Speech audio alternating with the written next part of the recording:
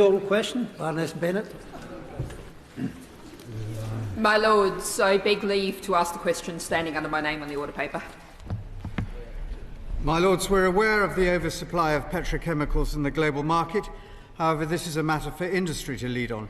It's estimated that businesses who are members of the UK Plastics Pact have, on average, increased the recycling content of their packaging from 8.5% in 2018 to 24.1% in 2023.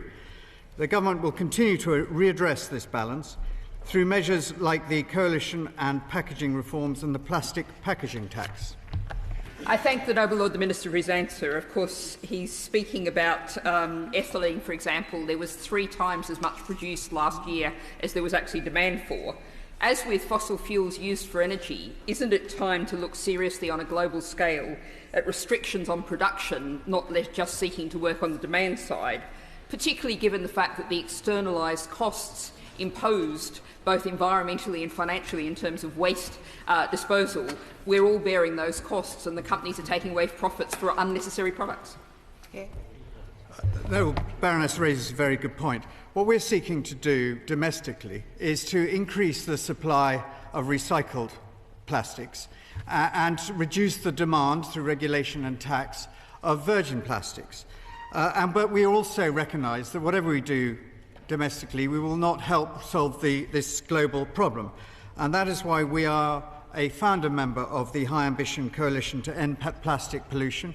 We drove through, with Rwanda and Peru, the United Nations Environment Assembly in March, a commitment to see an end to plastic pollution by 2042. My Lords, the Birmingham Expert Commission on Plastics and the Environment, which I chaired, recommended the introduction of a sliding scale tax on plastic packaging. Can the Minister assure the House that the Government will introduce such a sliding scale tax, which would greatly benefit the environment? We're looking at all sorts of reforms to our measures. The plastics packaging tax increases with inflation. It's gone up to £217 a tonne this year. And we are continuing to look at our extended producer reforms and to see whether the work that the Noble Baroness has talked about does have an application in terms of how we deliver these regulations. My Lords, we need to use less plastic and actually recycle what we do use. There is enough floating around the planet already. There is no good reason to produce more. So can I ask the Minister, is the Government going to introduce the deposit return scheme in this Parliament, and when they expect the Global Plastics Treaty to be agreed? On the deposit return scheme, we have a date for implementation of October 2025. Our social research found that 74% of respondents supported it. 83% of our consultants of our consultation responses supported its implementation, and we think that there are 3,000 to 4,000 jobs if we get this right. On the international agreement, as I say, the UK is a founder member of the High Ambition Coalition on this. We're driving it forward. We do need other countries to do it. 90% of the pollution in our oceans that comes from rivers comes from just 10 rivers, 8 of them in Asia, 2 of them in Africa. That's an indication of the global problem we're facing. My Lords, there's growing reports of the detrimental impact of microplastics in the food and water supplies, which can indirectly impact on our health. What is the Government doing to further research and to educate the public on this risk, and what measures are being taken to mitigate it? There are human health issues related to plastics pollution and also huge environmental damage done. And at a recent OSPAR convention, I saw a fulmar having its guts opened up for us to look at, and you can see the plastics in its gut system and its gizzard, and it just gives you an idea of how many thousands of millions even of birds around the world are dying because of plastics pollution. But we have to have a greater understanding of the impact on human health, and that is why our One Health agenda is really important in this field. My Lords, the Minister talked about the deposit return scheme and that it would be coming in October of 2025. Can I ask why it's taken so long? Business is incredibly frustrated about this. They want this introduced, as quickly as possible. And is the delay partly to do because the government's reconsidering the scope?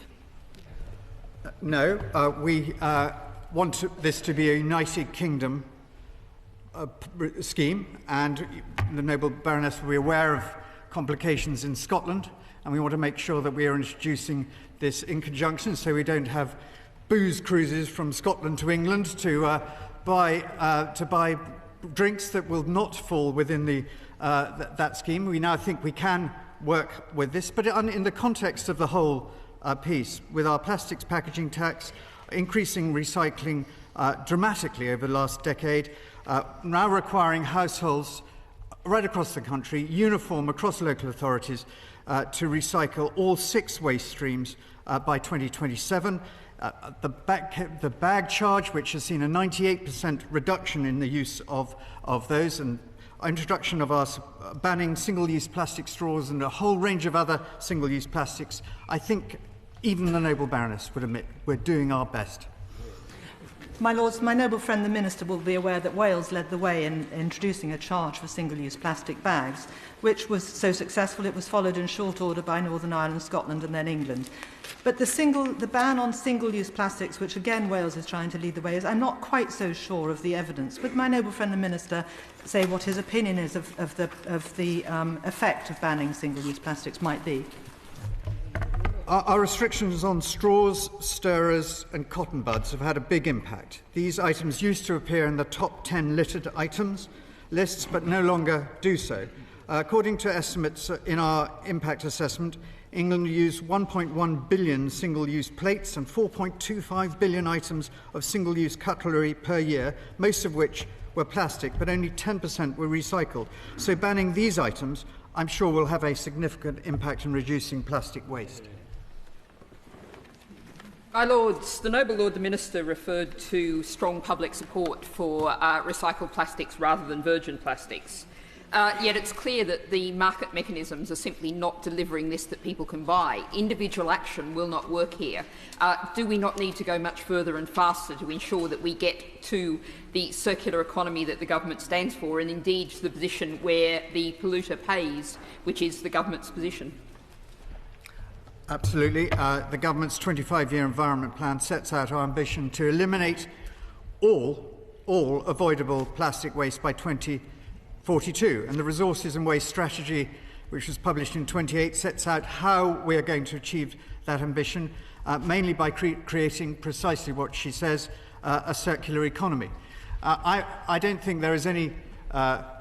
We're not the single repository of good ideas here. If the noble Baroness has got a suggestion that works with business and works with the end user, particularly households, we'll be glad to hear of it.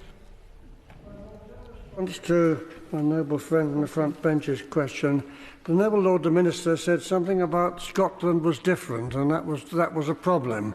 Could you explain to the noble lords who are ignorant about these things what the problem is and what the solution might be? Well, I don't want to rake over the Scottish National Party's grief, but they sought to do a different scheme to the rest of the United Kingdom for whatever reason we can only conjecture. It is important that across the whole United Kingdom we have one system, and many businesses and many individuals were fiercely opposed to what was being proposed to be introduced in Scotland, and we are glad that they pulled it. We can now move forward and have one scheme that is effective right across the United Kingdom and that can really deliver. And those of us that can remember how a depository scheme worked in the past can see how it can work in the future. And what was being created in Scotland through certain applications of that scheme would have proved disastrous, and we want to make sure that it happens properly right across these islands. My Lords, I understand that some local authorities require 7 different recycling bins, which of course threatens chaos. But does he really believe that the answer to our recycling challenge is to increase the number of recycling bins for us all, or to make central recycling facilities work much more effectively?